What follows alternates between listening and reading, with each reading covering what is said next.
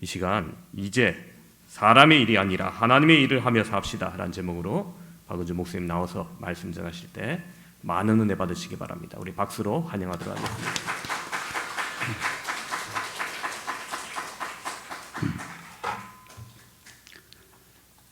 말씀 듣기 전에 다시 한번 기도합니다. 감사하신 주님, 사도 바울께서 자신의 자식 같은 고린도 교회 성도들에게 편지하기를 힘들고 어려운 상황이지만은 너희가 무엇을 하며 살든지 하나님의 영광을 위해서 하라고 말씀하셨습니다. 저희들 또한 이 세상에서 무엇을 하고 살든지 하나님의 영광을 위해서 사는 자가 되기를 원합니다. 하나님, 저희가 어떻게 해야 하나님의 영광을 위해서 사는 자가 될 수 있겠습니까? 저희가 고린도서 말씀과 골로새 말씀과 또 요한복음의 말씀을 중심해서 함께 말씀을 나눌 때에 성령 하나님께서 우리 한 사람 한 사람의 마음 가운데 임재해 주시옵소서. 우리의 어두운 마음을 밝게 해 주시옵소서. 우리의 굳어있는 마음을 부드럽게 변화시켜 주시옵소서. 우리의 무지한 마음을 하나님의 지혜로 채워 주시옵소서. 하나님께서 저희를 가르쳐 주시고 일깨워 주실 때 그 지혜의 말씀을 붙들고 우리가 믿음의 길을 한 걸음 한 걸음 걸어가게 하시옵소서. 그리할 때 우리가 하나님의 영광에 나 또한 동참하는 자가 되며 하나님의 영광이 곧 나의 영광이 될 것을 믿습니다.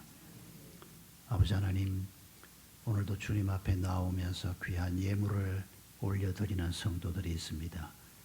저들의 예물을 받으시고 저들의 감사를 거두어 주시고 저들의 간구에 주께서 귀 기울여 주시며 저들 마음속에 있는 상처와 아픔까지도 주님께서 헤아려 주시옵소서.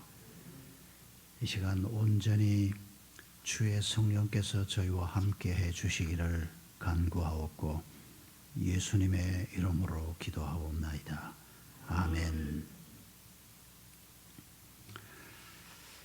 고린도는 그리스 땅에 있습니다. 우리가 잘 기억하고 있는 그리스 아테네에서 서쪽으로 자동차로 1시간 거리쯤 떨어져 있습니다. 키로수로는 64km니까 천천히 가도 1시간입니다. 그런데 이 고린도의 사도 바울께서 1년 반 동안 머물면서 교회를 세웠습니다. 그리고 여기를 떠나서 다른 지역에 있다가 이 편지를 쓸 때쯤은 에베소에 있었습니다. 에베소는 저 바다 건너 터키 땅에 있고 에베소에서 지금 고린도 교회 상황을 들으면서 편지를 보내시는 것입니다. 고린도 성도들에게 보낸 이 첫 번째 편지의 핵심적인 내용은 여러 구절들이 있습니다만은 우리가 방금 읽은 고린도전서 10장 31절이라고 말할 수가 있습니다. 힘들고 어려운 상황이지만은 우상 숭배가 심하지만은 교회 안에 죄가 있고 교회 안에 연약한 문제가 있고 교회 안에 파당도 있고 어렵고 힘들지만은 너희가 무엇을 하든지 간에 하나님의 영광을 위해서 살아라. 이게 편지 전체의 핵심이라고 말할 수가 있습니다. 고린도 성도들이 얼마나 어려운가를 잠깐 생각해 볼 필요가 있습니다. 그러면 오늘 우리가 핑계를 좀 적게 댈 수 있기 때문입니다. 나도 힘들어 죽겠는데 날 보고 자꾸 하나님의 영광을 위해서 살아라. 그 말이 우리가 좀 짜증날 수도 있습니다. 그러나 여러분, 고린도 교회 성도들이 얼마나 어려운 상황에 있었는가를 생각해 보면 우리가 핑계할 수 없다는 것을 알 수 있습니다. 고린도는 그 지역이 아가야라고 하는 주였습니다. 우리 같으면 도 같은 단위죠. 아가야 주의 수도였던 도시입니다. 꽤 큰 도시고 그리고 여기가 항구 도시이기 때문에 해상교통과 무역의 중심지입니다. 많은 사람들이 내왕을 하고 많은 사람들이 여기에 머물렀다 가고 돈이 많이 왔다 갔다 하고 향락의 도시였고, 그리고 안전한 항해를 기원하는 각 나라와 민족의 우상이 총집결되어 있는 도시이기도 했습니다. 사실 그 당시에 로마 당시의 대도시들은 어느 도시에나 우상들이 바글거리는 도시였습니다. 그런데 특히 바닷가 도시일수록 그 정도가 좀 더 심했다고 볼 수가 있습니다. 고린도는 주신전이 주신, 수호신이 아프로디테라고 하는 미의 여신입니다. 미의 여신이 그 도시의 수호신이란 말은 이게 즉각 향락과 관계가 있고 엄탕한 도시일 것이라는 짐작이 가능하게 합니다. 실제로 후대 사람들이 고린디아조마이라고 하는 말을 만들었습니다. 고린디아조마이라고 하는 말은 이 고린도에서 온 말인데 이게 무슨 말인가 하니까 고린도 사람처럼 산다, 고린도 방식으로 산다라고 하는 단어인데 다르게 번역하면 엄탕하게 산다, 방탕하게 산다라고 하는 단어입니다. 그러니까 방탕하게 사는 사람을 보면 아유 저 인간 저거 고린도 사람처럼 사는구나 이렇게 표현하는 말이 생길 정도로 고린도 사람들의 삶이 우상 숭배에다가 그 우상 숭배가 바로 그냥 엄탕함으로 연결이 됩니다. 이 미의 여신 아프로디테 신전이 지금도 폐허가 남아 있습니다. 이 신전이 고린도 광장 남쪽에 아크로 고린도라고 하는 언덕 위에 지어져 있는데 옛날에 얼마나 큰 신전이었을지 짐작이 가는 게 지금 가봐도 폐허가 굉장히 큽니다. 기록에 의하면 이 아프로디테 신전에 여사제들이 한때는 1000명까지 있었답니다. 그런데 여자 사제들이 제사를 돕는 사람들이 뭘 1000명까지 있었나? 사실은 이게 뭔가 하니까 수호신에게 제사를 드리고 난 다음에 항상 술을 마시고 춤을 추고 노는 향락에 빠져들어가는데 그게 그대로 섹스 파티로 이어집니다. 그때 이 여사제들은 종교의 이름으로 사실은 매춘을 하는 겁니다. 그러니까 도시 전체가 그저 돈 타령하고 향락 타령하고 섹스 타령하고 여러분 2000년 전이나 지금이나 사람들 사는 게 별 다르지 않습니다. 그래서 돈 벌려고 하고 돈 벌면 즐겁게 살려고 하고 즐겁게 살려고 하니까 당연히 따라오는 게 섹스고 맛있는 음식이고 좋은 차고 좋은 배고 형태는 조금 달라도 내용이 어느 시절이나 그런 방식으로 흘러가는 것을 볼 수가 있습니다. 그 당시 전 세계에서 가장 방탕한 도시 중에 하나가 고린도라고 해도 과언이 아닌 여기에 교회가 세워진 겁니다. 성도들도 그렇게 많지 않았습니다. 그리고 이 성도들이 신앙 연조가 그렇게 길지 않습니다. 오래 믿었대 봐야 한 3, 40년 정도 되는 사람들입니다. 이 연약한 교회가 바로 이어서 오는 거대한 로마의 핍박 속에서 과연 어떻게 신앙생활을 잘 할 수 있을까? 이건 오늘 우리가 생각해도 참 가슴이 답답해지는 그런 상황입니다. 북한을 우리가 떠올리게 되고 이슬람권에 있는 그리스도인들을 떠올리게 되고 오늘도 굉장히 힘든 그리스도인들이 많이 있습니다. 그런데 고린도 상황 같으면 아마 우리 시대에 가장 어려운 상황에 있는 그리스도인들과 비슷한 그런 입장이었을 것이라 이렇게 상상을 해보는 겁니다.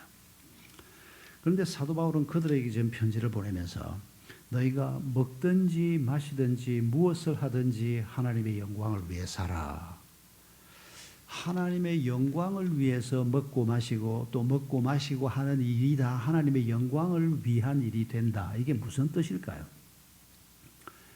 소요리 문답 1답 1문을 보면 사람의 제일 가는 목적이 무엇인가 라고 하는 질문이 나옵니다. 여러분 사람의 제일 되는 목적을 성경이 뭐라고 말합니까? 그것은 우리가 하나님을 기뻐하고 그러니까 하나님 때문에 내가 기뻐하고 내가 하나님을 기쁘게 하고 이걸 소교리 문답 제1문에서 말하고 있습니다. 그러니까 하나님께 영광을 돌린다라고 하는 말은 다르게 말하면 하나님을 기쁘시게 해드리고 그런데 내가 하나님을 기뻐하면서 살면 하나님도 부족한 나를 보고 기뻐하면서 살게 되는, 영광이 곧 기쁨과 연결되는 것을 우리가 알 수가 있습니다. 무엇을 하든지 다 하나님의 영광을 위해 살아, 이 말을 들을 때 오해가 왕왕 일어납니다. 어떤 오해를 하는가 하니까, 내가 신학교 와서 신학 공부를 하고 목회자가 되거나 선교사가 돼야 되는 거 아닌가, 이렇게 생각을 합니다. 아닙니다.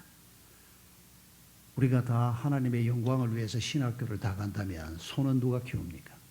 장사는 누가 할 겁니까? 밥은 누가 지을 겁니까? 하나님이 그렇게 가르치는 게 아닙니다. 우리 각자가 다 할 일이 있다는 겁니다. 특별한 사람들이 신학 공부를 하는 게 아닙니다. 하나님이 그 중에 부른 사람, 어떤 사람들이 신학 공부도 하고, 또 어떤 사람은 비즈니스로 나가고, 어떤 사람은 공무원으로 나가고, 어떤 사람은 주부로 나가고, 하나님의 부르심이 각각 다를 뿐이라는 것을 잊지 말아야 합니다. 그런데 여러분, 우리가 한 가지 기억해야 할 것은, 무엇을 하든지라고 말씀했지만은 그리스도인이 무엇든지 다 할 수 있는 건 아닙니다. 지금부터 3,500년 전에 신명기 말씀을 주실 때 신명기 23장 18절을 보면 하나님이 모세의 입을 통해서 이렇게 말합니다. 창기의 돈과 개 같은 자의 소득은 아무 서원하는 일로든지 내 하나님 여호와의 전에 가져오지 말라. 더럽게 번 돈, 잘못된 돈은 하나님 앞에 가져오지 말라는 겁니다. 여러분, 이 말씀을 우리가 잘 기억할 필요가 있습니다. 우리가 신앙이 어릴 때 어떻게 해서든지 돈 많이 벌어서 하나님께 헌금 많이 하면 하나님이 기뻐하지 않을까. 여러분, 이런 생각은 아주 위험한 생각입니다. 돈을 하나님보다 더 중요하게 생각하거나 돈을 하나님만큼 중요하게 생각하니까 뭘 하든지 돈을 많이 벌어서 자꾸 돈 이렇게 우리가 생각하게 되는 겁니다. 여러분, 돈은 필요합니다. 그래서 하나님께서도 우리에게 필요한 것을 공급하시겠다고 약속하지만은, 그러나 하나님은 돈 많이 가져온다고 좋아하는 게 아닙니다. 여러분, 그리스도인 농부라고 하는 말은 있을 수 있습니다. 그리스도인 사업가라는 말도 있을 수가 있습니다. 그런데 그리스도인 깡패, 이런 말이 가능할까요? 그리스도인은 깡패이지 못합니다. 그리스도인 사기꾼 가능할까요?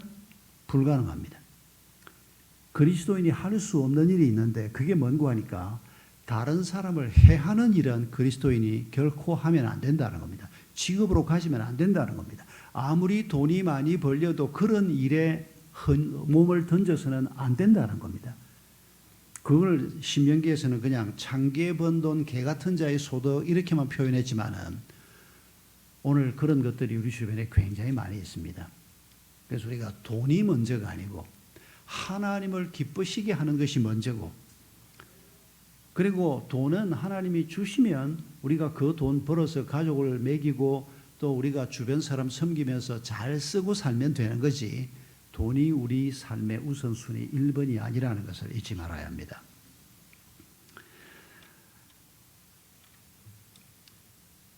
골로새서 3장 23절을 보면 사도 바울이 이렇게 말씀합니다. 무슨 일을 하든지 마음을 다하여 주께 하듯 하고 사람에게 하듯 하지 말라. 무슨 일을 하든지 하나님의 영광을 위해 살아 그랬는데, 또 무슨 일을 하든지 사람에게 하듯 하지 말고 주님에게 하듯 하라. 이게 무슨 말입니까? 여러분, 우리가 장사를 하든지 농사를 짓든지 가정에서 살림을 살든지 뭐를 하든지 간에 그게 단순히 내 가게에 들어온 저 사람과 나의 관계만이 아니라는 겁니다. 내가 예수를 믿는 사람이면 하나님과 나의 관계 속에서 내 비즈니스가 이루어지는 거고, 하나님과 나의 관계 속에서 내 가정 살림을 내가 일구어 가는 거지, 하나님은 떼놓고 장사는 장사고 가정 살림은 가정 살림이고 이렇게 생각하는 것은 바른 생각이 아니라는 것입니다. 그래서 사도 바울이 골로새서를 쓰면서 우리가 어떤 일을 하든지, 그게 가정 살림이든지 그게 장사든 그게 농사를 짓는 것이건 그게 직장 생활이건 무엇건 간에 하나님 때문에 정성을 다해서 해야 한다는 겁니다. 하나님 때문에 우리가 사람을 대할 때 하나님을 대하듯이 예수님을 대하듯이 사람을 대한다는 겁니다. 그게 하나님께서 우리에게 가르쳐 주신 일에 대한 사람에 대한 바른 태도라고 말씀하고 있는 것입니다. 그러면 우리가 어떻게 하면 하나님께 영광을 돌릴 수 있을까? 어떻게 하면 하나님을 기쁘시게 할 수 있을까? 성경이 많은 가르침을 줍니다만 그 중에서 우리가 요한복음 6장 말씀을 특별히 읽었습니다. 요한복음 6장을 보면 어떤 사람들이 예수님을 찾아와서 예수님 어떻게 해야 우리가 하나님의 일을 할 수 있겠습니까? 라고 묻는 사람들이 있었습니다. 사람의 일이 아니고 하나님의 일을 한다면 하나님이 기뻐하실 것이 틀림없습니다. 그러니까 이 사람들이 예수님에게 질문한 것처럼 우리도 죽는 날까지 하나님 앞에 질문해야 합니다. 하나님, 내가 가정에서 어떻게 하면 하나님의 일을 할 수 있겠습니까? 내가 어떻게 하면 내가 교회에서, 내가 직장에서, 내가 우리 이웃들 속에서 하나님의 일을 하면서 살 수 있겠습니까? 이 질문을 해야 하는 겁니다. 여러분, 이 질문 앞에서도 우리가 이원론적인 사고방식을 아주 조심해야 합니다. 내가 교회 와서 뭐 신방을 하거나 예배를 드리거나 성경 공부를 하거나 교회에 뭐 김치를 담거나 교회 와서 무언가를 하면 내가 하나님의 일을 한다라는 느낌이 있는데 집에서 청소를 하고 사무실에 나가서 뭐 일을 보고 하면 이건 꼭 세상 일을 하는 것처럼 여러분 이런 사고방식을 이원론적 사고방식이라고 말합니다. 이건 잘못된 생각입니다. 이미 말씀드린 것처럼 우리가 해서 안 되는 일이 분명히 있습니다. 그런 일은 아예 우리가 하면 안 됩니다. 아무리 돈이 많이 벌려도. 그러나 그 외의 일은 우리가 무엇을 하든지 간에 그 일이 다 하나님의 일이 되게 해야 한다는 것입니다. 그러면 하나님이 기뻐하실 것입니다. 그러면 하나님께 영광이 될 것입니다. 그러면 오늘 본문에서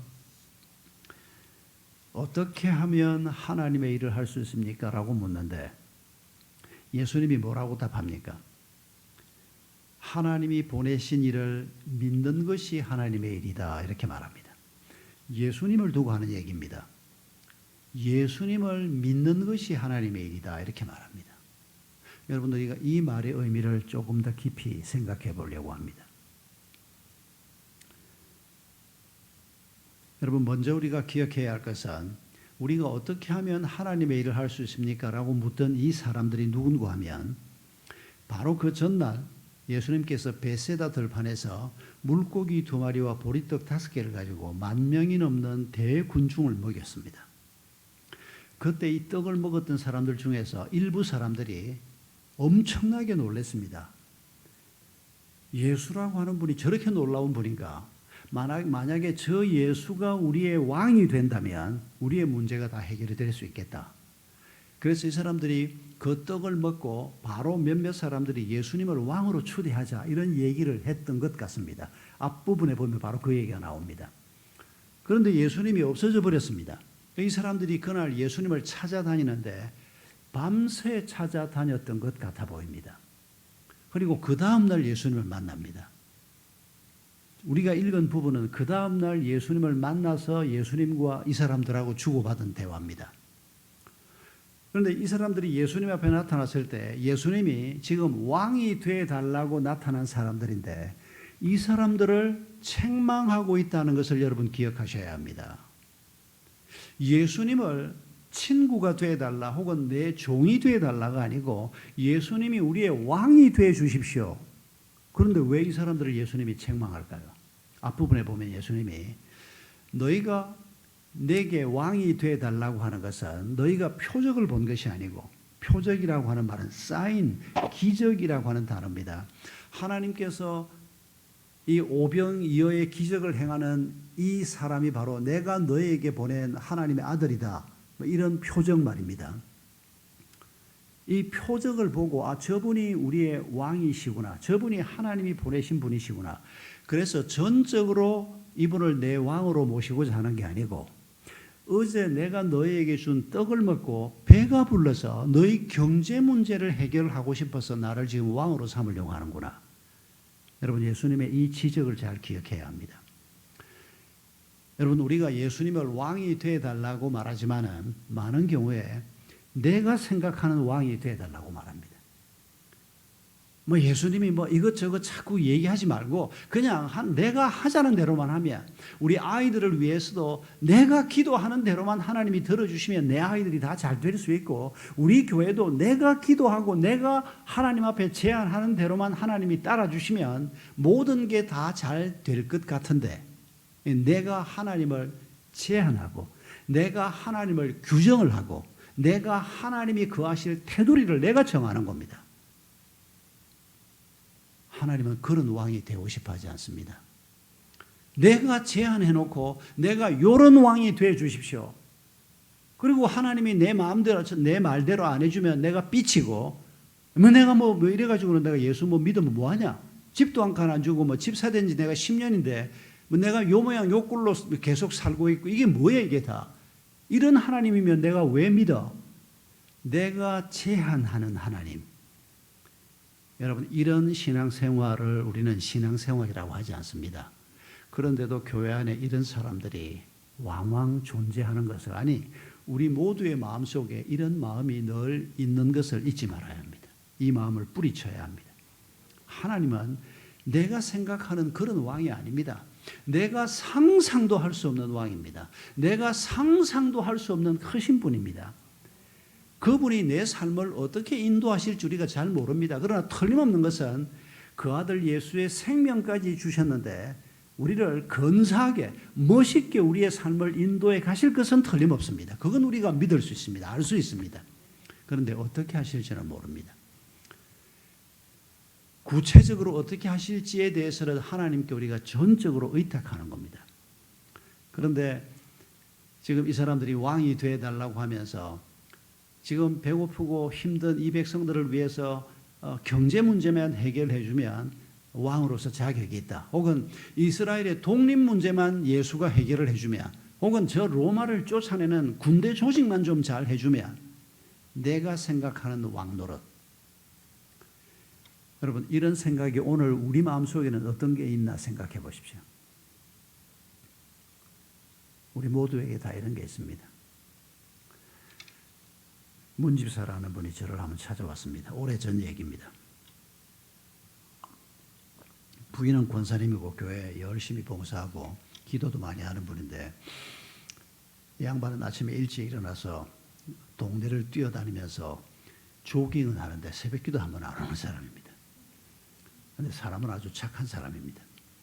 그런데 저를 답답하니까 찾아와서 뭐라고 얘기하는 거 하니까, 목사님 나 교회 안 다닐랍니다 이러는 겁니다. 목사 앞에 와서 교회 안 다닐랍니다 라고 하는 소리는 투정 부리는 겁니다. 나이가 몇 살이든지 간에. 지가 안 다니려고 그러면 안 오면 되지. 뭐 목사 앞에 와서 나와 교회 안 다닐랍니다. 왜요? 목사님 알다시피 우리 딸이 지금 나이가 몇 살입니까? 내가 다른 건 기도를 안 해도 1년 내내 우리 딸 시집가게 해달라고 기도를 했는데 꿈쩍도 안 하고 있는데 내가 이래가지고 뭘 교회를 다닐 필요가 있습니까? 그 집에 딸이 예쁘고 키도 뭐 한 167쯤 되고 옷도 막 꼭 뭐 무슨 패션 모델처럼 옷을 근사하게 입고 다니는데 얘가 시집을 못 가요. 그렇게 이쁘고 늘씬하고 학교도 괜찮은 데를 나오고 믿음도 좀 있는 애인데, 그러니까 아빠가 참 눈에 넣어도 안 아플 큰딸이 지금 시집을 못 가고 있으니까 너무 답답하고, 자기는 믿음도 없는데 그래도 1년 열심히 기도를 했는데도 아무 반응이 없으니까 이제 저를 찾아온 겁니다. 답답하다는 겁니다. 그래서 제가 그랬습니다. 집사님, 나는 미처 아무개가 시집 가는 문제를 놓고 매일 기도를 못 했는데, 나도 이제부터 같이 기도할 테니까 한 1년 더 정해놓고 기도해 봅시다. 뭐 나이가 뭐 그렇게 많다고 할머니가 된 것도 아니고. 그날 둘이서 같이 얘기를 하고, 양반이 이제 목사가 같이 기도하겠다 그러니까 조금 힘을 내고 이제 마음도 조금 풀어지고, 알겠습니다. 사실은 그게 투정하러 온 거지 뭐 교회를 안 다니겠다고 온 건 아닌 걸 저도 알거든요. 여러분, 우리가 하나님과의 관계에서 내가 생각하는 하나님, 내가 이 정도 기도했으면 내 딸이 시집 가야 맞지 않냐, 그건 내가 생각하는 하나님입니다. 예, 하나님이 그렇게 움직여주면 감사하죠. 그런데 내가 생각하는 대로 하나님이 움직이면 지가 하나님 해야지. 그러면 우리가 뭐 똑똑하다고, 우리가 뭐 아는 게 많다고 내가 기도하는 대로 하나님이 움직일 수가 있단 말입니까? 여러분, 이런 우리의 교만을 조심해야 합니다. 이게 우리의 무지요, 우리의 교만입니다. 예, 우리가 기도는 하죠. 하나님, 내 딸이 시집 가야 합니다. 기도는 하지만은, 그러나 하나님께서 인도하는 길이 따로 또 있을 텐데 그걸 고집을 부리고 내가 제한하는 왕, 내가 딱 규격에 맞추어 놓는 왕, 이런 예수 그리스도의 모습은 경계해야 한다는 것입니다. 그게 바로 오늘 이 본문에 나오는 사람들의 모습인데, 그러면 내 자녀 문제가, 내 자녀 결혼 문제가 단순히 사람의 일이 아니고 하나님의 일이 되게 하려고 하면 어떻게 해야 될까요? 내 딸의 결혼과 내가 예수님을 믿는 것하고 무슨 관계가 있을까요? 요 답은 좀 이따 하겠습니다. 이것부터 여러분에게 이렇게 질문을 하면 얼른 답이 잘 안 떠오를 수가 있는데 쉬운 것부터 한번 얘기를 해보겠습니다. 제가 지금 설교하고 있습니다. 제가 처음 교회 강단에서 설교한 게 1974년입니다. 신학대학 3학년 때부터 제가 설교를, 시골 교회지만 주일 낮 예배에서 설교를 하기 시작했습니다. 지금은 교회에서 목회직에서는 은퇴를 했지만 지금도 설교자로 계속 일을 하고 있습니다. 죽는 날까지 제가 단에 설 힘만 있다면 설교하는 일은 저의 일이라 생각하고 제가 계속 할 겁니다. 그런데 여러분, 제가 지금 설교를 하고 있는데 이 설교가 하나님의 일입니까?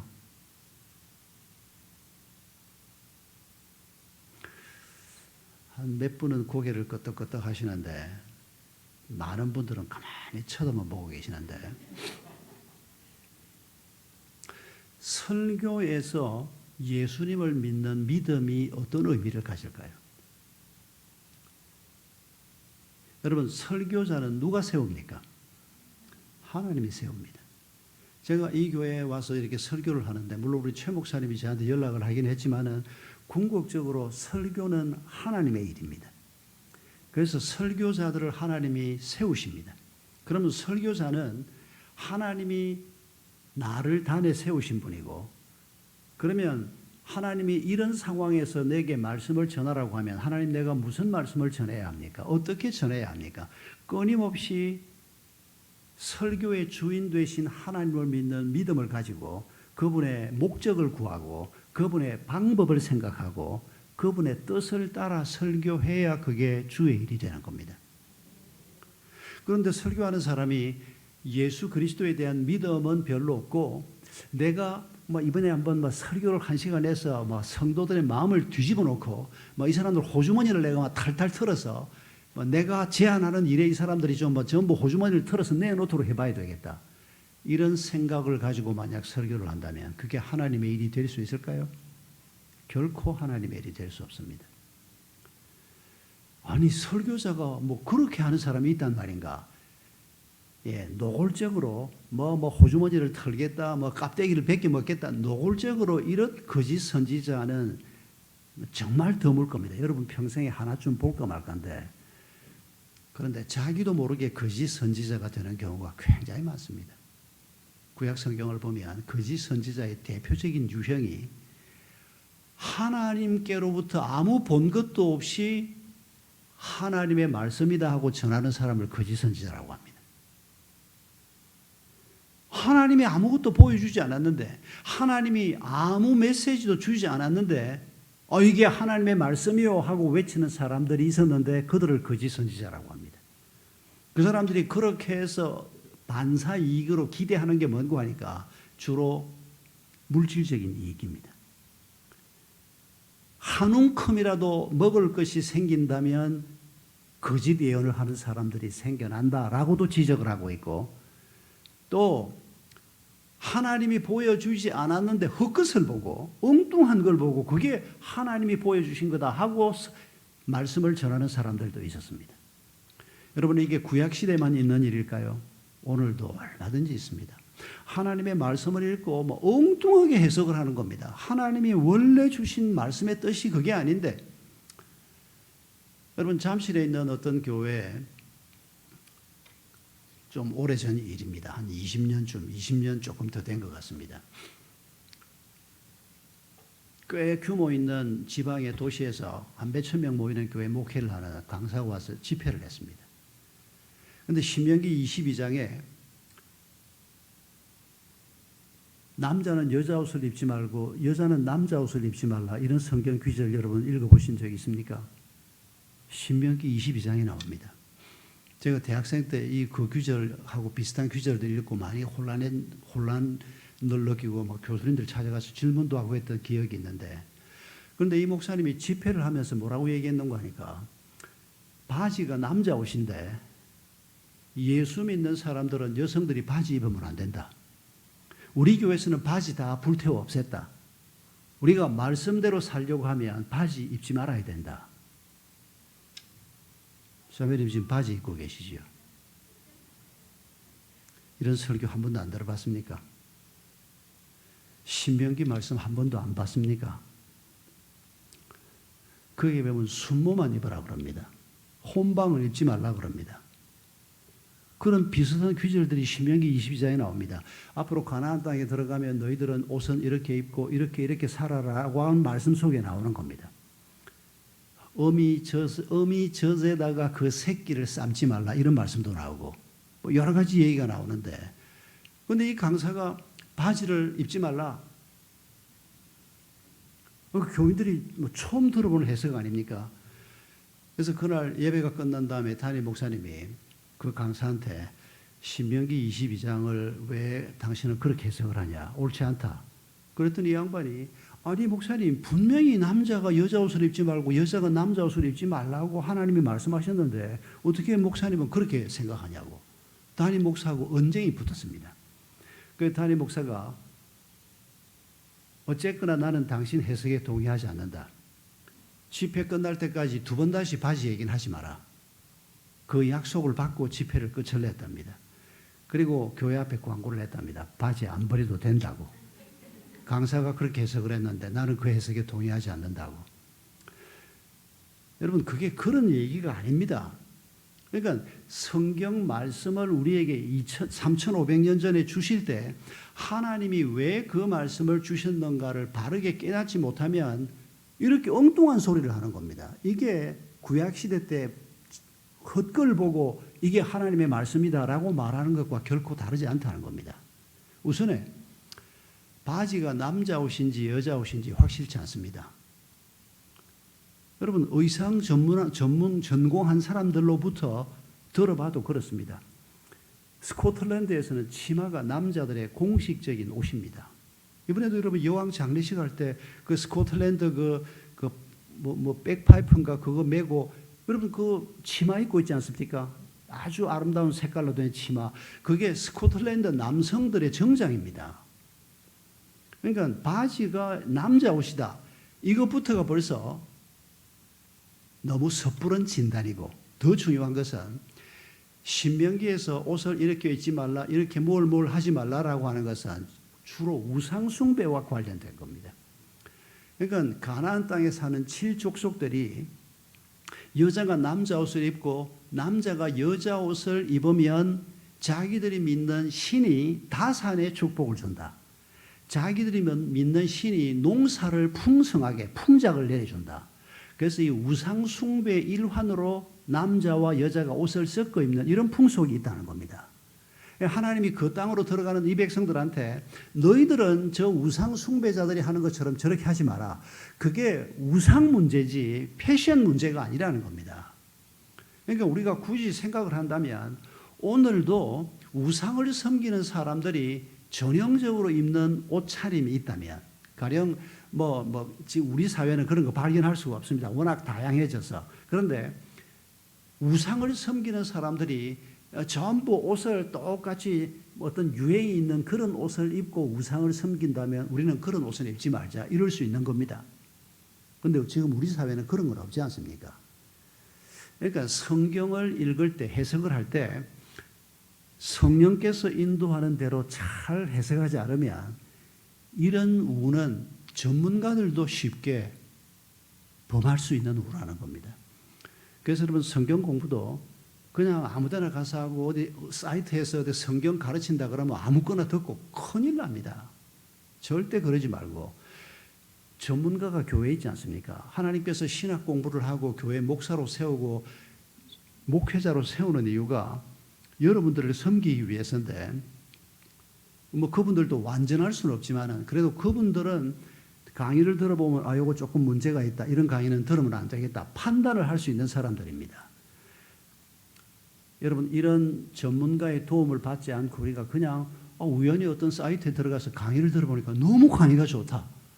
그래서 뭐 그 강의를 듣고 더 듣고 또 비슷한 거 또 듣고 한 40, 50개를 듣고 그 논리에 완전히 빠져가지고 자기 구역 식구들도 막 그 강의를 듣게 하고 그런데 그 구역 식구 중에 한 사람이 담당 목사한테 연락을 한 겁니다. 우리 구역장이 지금 이런 강의를 자꾸 듣게 하는데 이거 암만 들어봐도 안식교 같다고.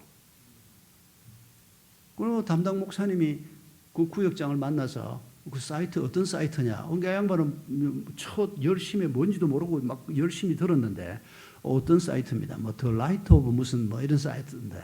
그 목사님이 들어보니까 이게 안식교에서 만든 사이트인데 안식교 교리를 막 강조하고 이러지 않으면서 그런 건 좀 감추어 놓고 교묘하게 성경을 해석하는 겁니다. 그런데 이제 조금씩 내비치는 게 토요일을 안식일로 지키지 않으면 구원 없다. 이런 말이 슬쩍슬쩍 나오는데 이건 그냥 듣고 있으면 잘 못 잡아내는 겁니다. 다른 얘기를 많이 하니까. 그 구역장에게 당장 그 강의 듣지 말고 그리고 거기에서 배운 교리를 전부 당신이 머릿속에서 지우라. 자기는 그거 들어보니까 너무 좋다는 겁니다. 치리하겠다고 제가 그랬습니다. 당신 그렇게 고집 부리면 치리하겠다고. 당신이 예수 믿은 지 지금 몇 년 되지도 않았고 당신이 그냥 들어가서 들은 그 사이트에서 뭘 가르치는지도 모르면서 근데 들어보니까 지금 이게 안식교 교리인데 안식교 교리는 잘못된 교리인데 당신이 그걸 구역 식구들한테도 전하고 당신이 이렇게 계속 고집을 부리면 치리할 수밖에 없다고. 그랬더니 교회를 떠나버렸습니다. 우리 교회에서 실제로 있었던 일입니다. 그 양반이 대학 교수였거든요. 수학 교수였는데 첫 열심에 그냥 막 성경 공부하고 싶어가지고 자기 연구실에 가보니까 연구실에 수학 교수 연구실에 작은 방에 창세기부터 시작해서 요한계시록까지 벽 위쪽에다가 분류표를 쫙 이렇게 만들어서 붙여놓은 겁니다. 뭐 얼마나 성경 공부를 열심히 하는지. 그런데 여러분 참 안타깝게도 자기가 수학은 전공이지만 신학은 전공이 아닙니다. 그런데 어떤 사이트에서 우연히 들었던 강의가 좋아서 듣고 또 듣다가 그런 오류에 빠지는. 그래서 아주 강하게 경고를 했음에도 불구하고 그걸 버리고 이 교회 안에서 다시 성경 공부를 하겠다 이러질 않고 결국 교회를 뛰쳐나가는 저한테는 상처로 남아있는 사건입니다. 여러분 설교에서 예수님을 믿는 것 그 의미를 제가 설명을 했습니다. 그런 믿음을 가지고 설교해야 설교가 하나님의 일이 될 수 있다는 얘기를 했습니다. 그러면 결혼이 하나님의 일이 될 수 있을까요? 아까 우리 문집사 딸 얘기를 하다가 제가 설교로 왔다가 지금 다시 돌아갑니다. 결혼이 하나님의 일이 될 수 있을까요? 돼야 합니다. 그런데 우리 부부는 결혼할 때 하나님 몰랐고 둘 다 불신자였을 때 호남선 열차에서 둘이 만나가지고 그래가지고 연애가 시작이 되고 나이 40이 넘어서 둘이 교회를 나와가지고 우리가 하나님 모를 때 결혼했는데 이 결혼에 대해서도 믿음하고 무슨 상관이 있습니까? 벌써 다 지난 과거의 일인데 이런 질문을 제가 받았습니다. 호남선 열차를 탔는데 마주 앉은 처녀가 너무 마음에 들어서 대전에서 봉봉 2개를 샀답니다. 옛날 얘기입니다. 봉봉 나올 때가 옛날 아닙니까?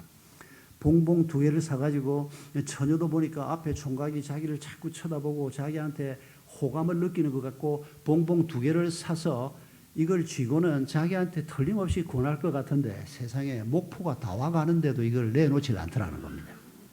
너무 내성적인데 뭐 상대방이 좋아서 이걸 사긴 샀는데 다행히 그 여성도 자기도 목포까지 갔으니 연애를 했지 안 그랬으면 쫑날 뻔했습니다. 일찍이. 그런데 목포를 한 10분 20분 정도밖에 안 남겨놓고 이거 한번 드셔보시겠습니까 하고 내놓더라는 겁니다. 그렇게 둘이 만나게 되고 그리고 다시 이제 그 둘 다 이제 시골에 이제 고향이 목포여서 갔다가 그리고 이제 다시 서울로 돌아와서 이제 둘이 서로 연락을 주고받고 연애를 하고 결혼을 하게 되고 그리고 분당에서 샘물교 출석을 하기 시작을 한 겁니다. 그런데 그때 이 사람들은 벌써 40 중반 후반쯤 됐었습니다. 자기들은 전혀 하나님 모르고 서로 만났고 결혼했는데 자기 결혼도 하나님하고 무슨 상관이 있는 거겠습니까? 여러분 생각은 어떻습니까? 여러분 그 사람들이 결혼할 때 하나님을 몰랐다고 하나님도 그들을 몰랐을까요? 성경이 뭐라고 얘기합니까? 우리 어젯밤에 생각했지 않습니까? 하나님께서 하늘의 태양과 달과 별을 만들기 전에 우리를 택하시고 우리를 아시고 심지어 이사야서에는 우리의 이름을 하나님의 손바닥에 조각했다고 말씀하지 않습니까? 우리가 몰랐지 하나님이 우리를 모릅니까? 다 알고 계십니다.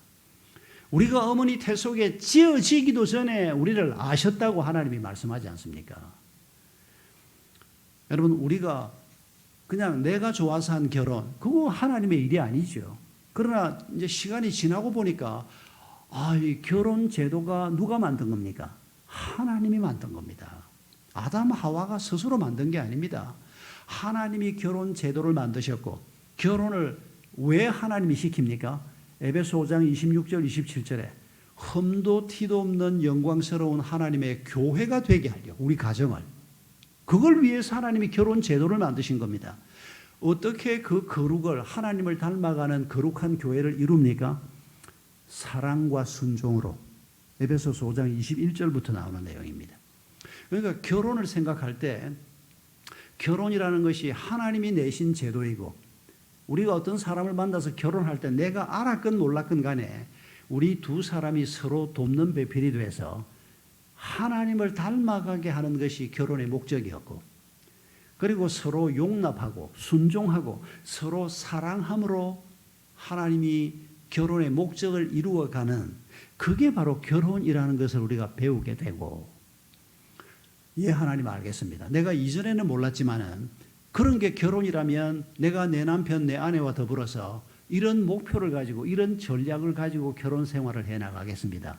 우리가 그 결심을 하는 순간 우리의 결혼 생활은 하나님의 일이 되는 것입니다. 그런데 수십 년 교회를 다녀도 내가 왜 마누라한테 순종을 해야 돼? 지가 순종해야지. 내가 돈 벌어다 주고 하는데 이게 내가 집회 같은 어느 교회 장로가 한 소리입니다. 설교 실컷 잘 듣고는. 여러분 에베소 5장 21절 이하에서는 부부가 서로 순종하라고 얘기합니다. 서로 사랑하라고 얘기합니다.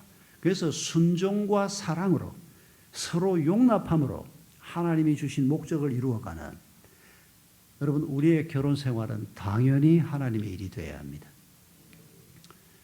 여러분 이런 마음을 가지고 자식들의 결혼을 위해서 기도해야 그게 하나님의 일이 된다는 겁니다. 우리 문 집사 얘기가 궁금하실 수가 있는데 우리 둘이서 같이 열심히 기도했고 우리 부인 은권사도 열심히 기도했죠. 얘가 미국에 여행을 갔습니다. 친척 집에 여행을 갔습니다. LA에. 그런데 여행을 갔다가 이웃에 사는 청년을 만났습니다. 둘이 연애가 시작이 됐습니다. 이 청년이 뭐 하는 사람인가 했는데 처음에는 경제학 유학을 와서 연애를 시작할 때는 경제학 박사학위를 하려고 미국에 유학 온 사람이었는데 연애를 하는 도중에 이 청년이 은혜를 받고 신학교로 갔습니다. 풀로 신학교를 가버렸습니다. 그러니까 이 자매도 자기가 좋아하는 청년이 이제 신학 공부를 하니까 자기도 은혜를 받고 마음의 준비를 하고 이제 목사 사모가 되겠다고 결심을 했습니다. 하나님이 놀랍게 은혜를 베풀더라고요. 그 멋부리고 그냥 패션 모델처럼 옷을 입고 다니는 애가 어느 날 수수하게 옷을 입고 교회를 왔는데 눈에 띌 정도로 너 무슨 일이냐 이렇게 물어야 될 정도로 알고 보니까 신학생하고 연애를 하고 있는 겁니다.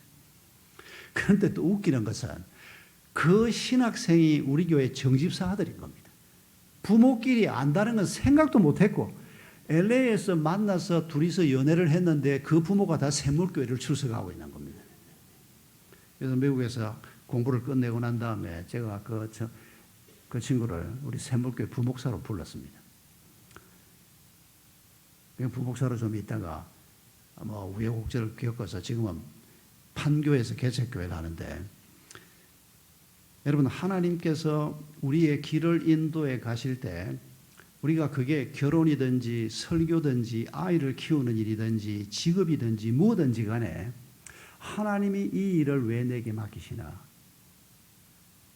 그게 우리가 갖는 믿음입니다. 왜 하나님이 나한테 이런 비즈니스를 하게 하시나? 돈 많이 벌라고? 아닙니다. 그건 바른 믿음이 아닙니다. 내가 하는 이 일을 통해서 많은 사람을 섬기게 하시려고. 그게 정답입니다.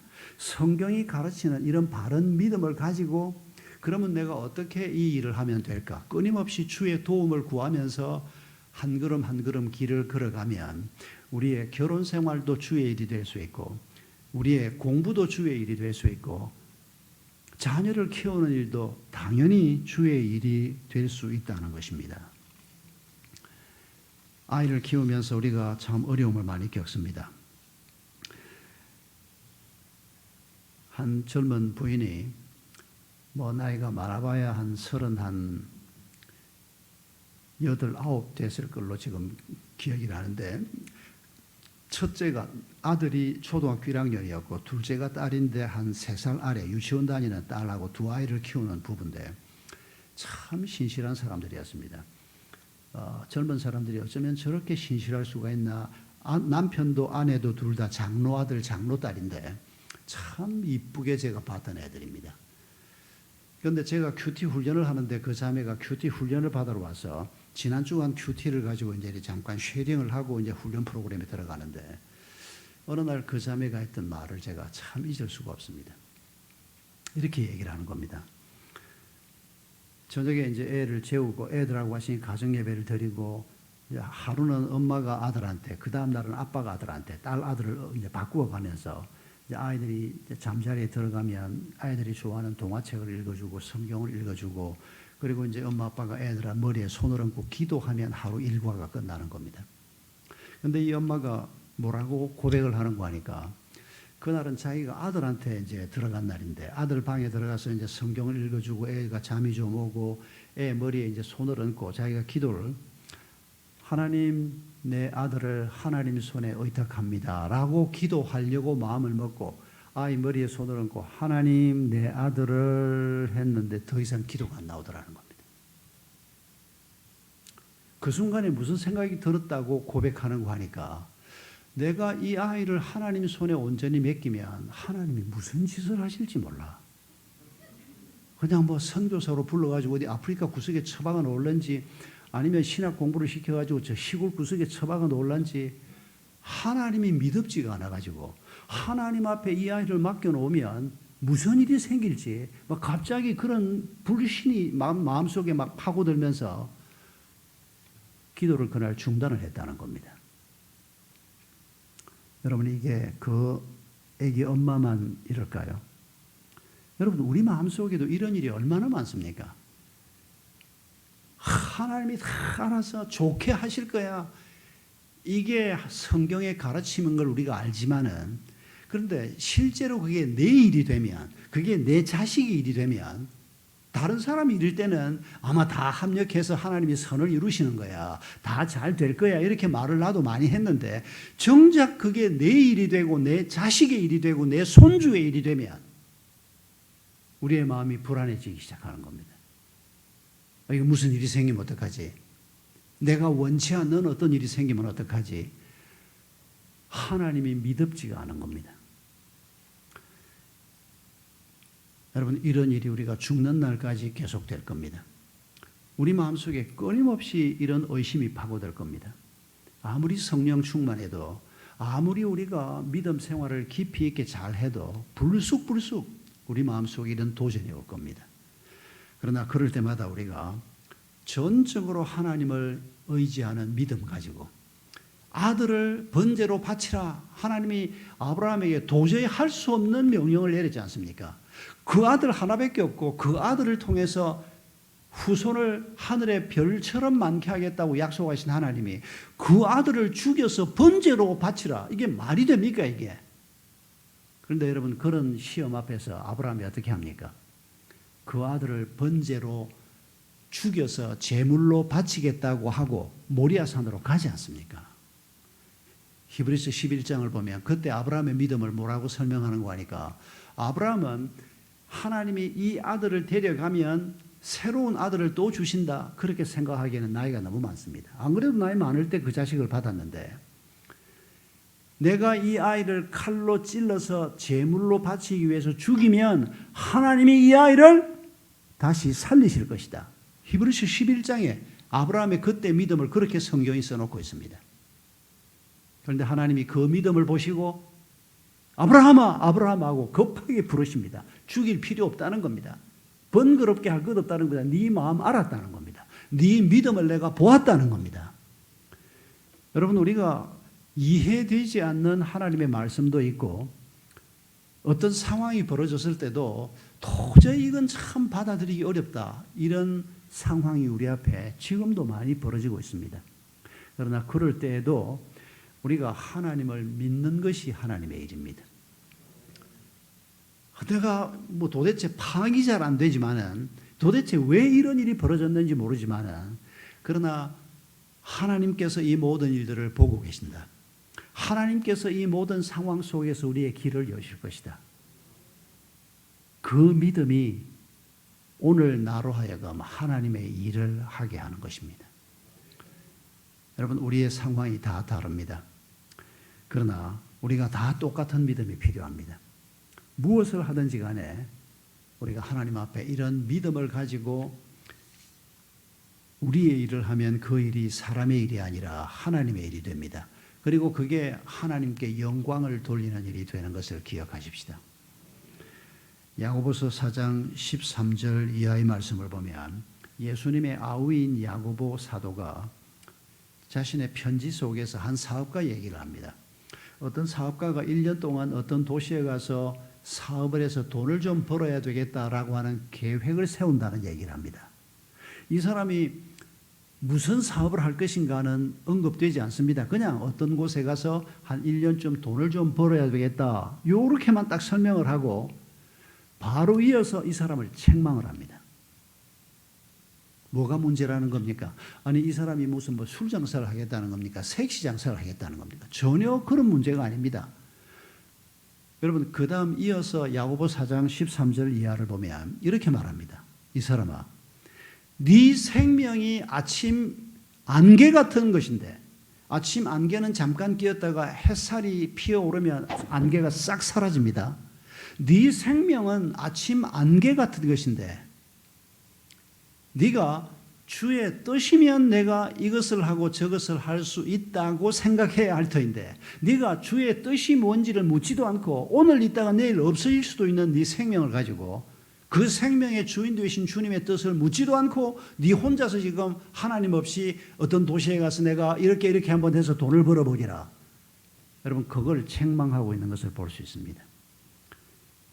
여러분 하나님의 뜻과 상관없이 세우는 우리의 계획들이 하나님의 일이 아니고 사람의 일에 불과하다는 얘기입니다.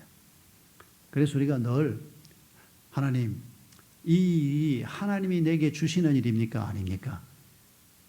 그게 죄를 짓는 일이 아니어도 우리가 늘 물어야 하는 겁니다.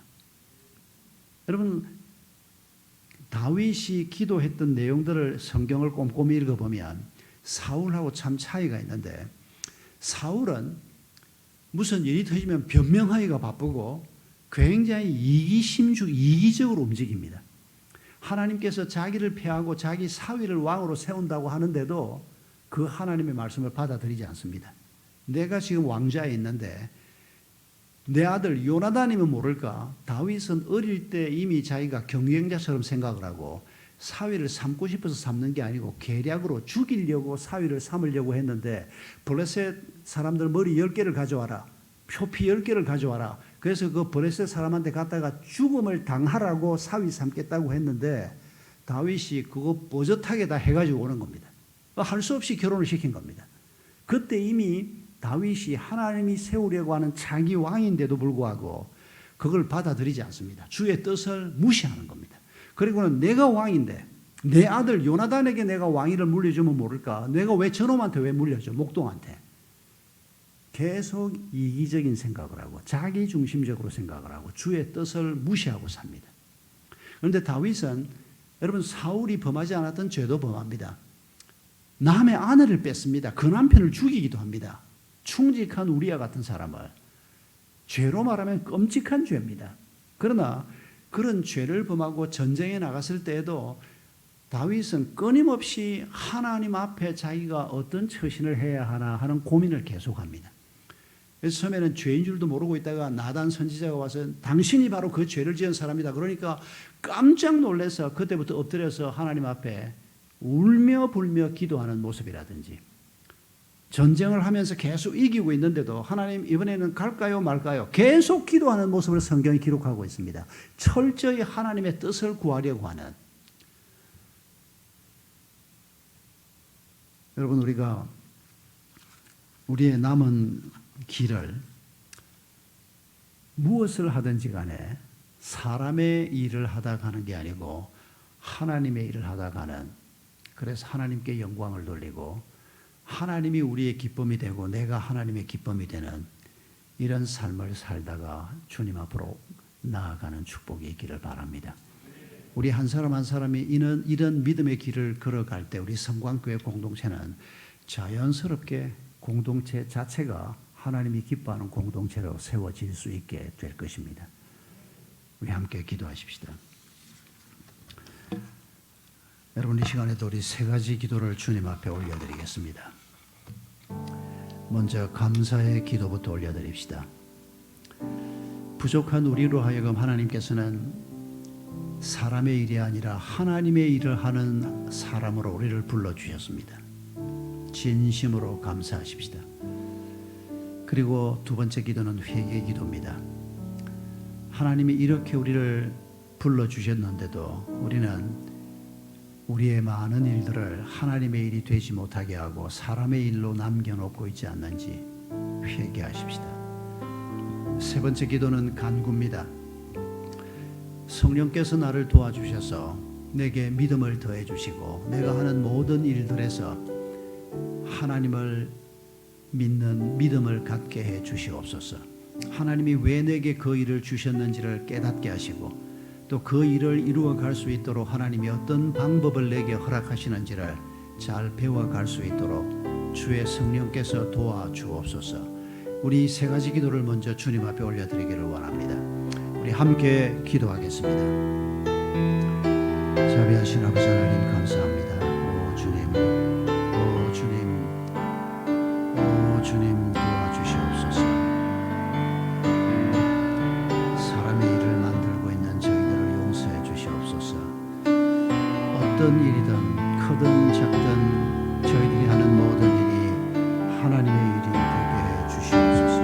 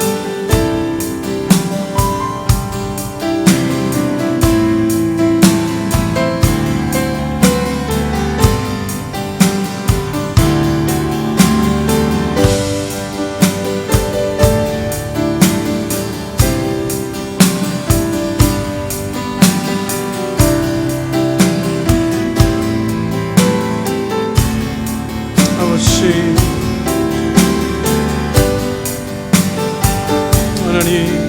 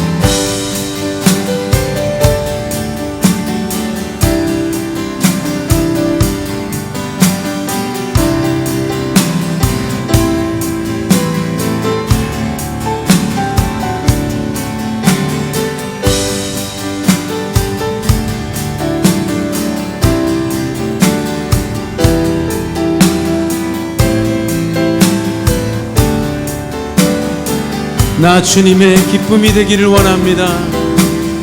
나 주님의 기쁨 되기 원하네. 내 마음을 새롭게 하소서. 새 부대가 되게 하여 주사. 주님의 빛 비추게 하소서. 내가 원하는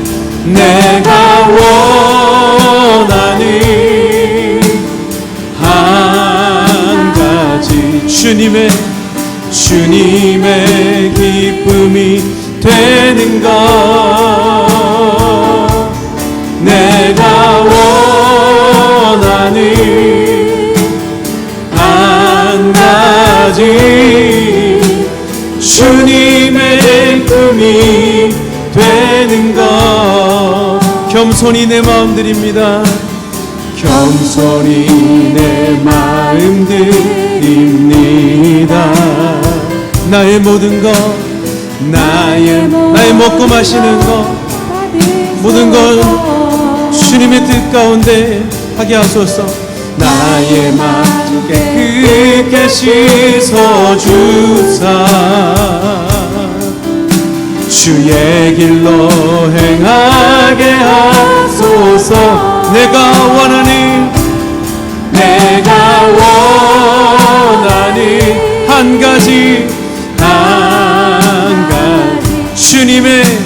주님의 꿈이 되는 것. 내가 원하는 한 가지 주님의 기쁨이 되는 것. 내가 원하는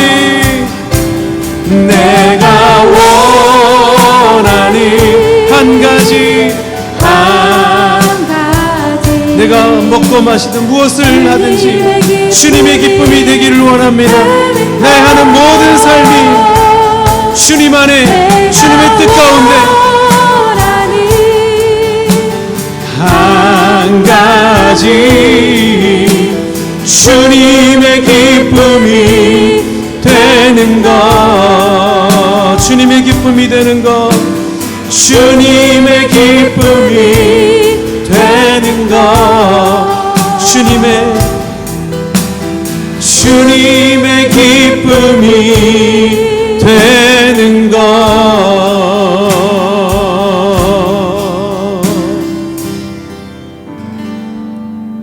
아멘.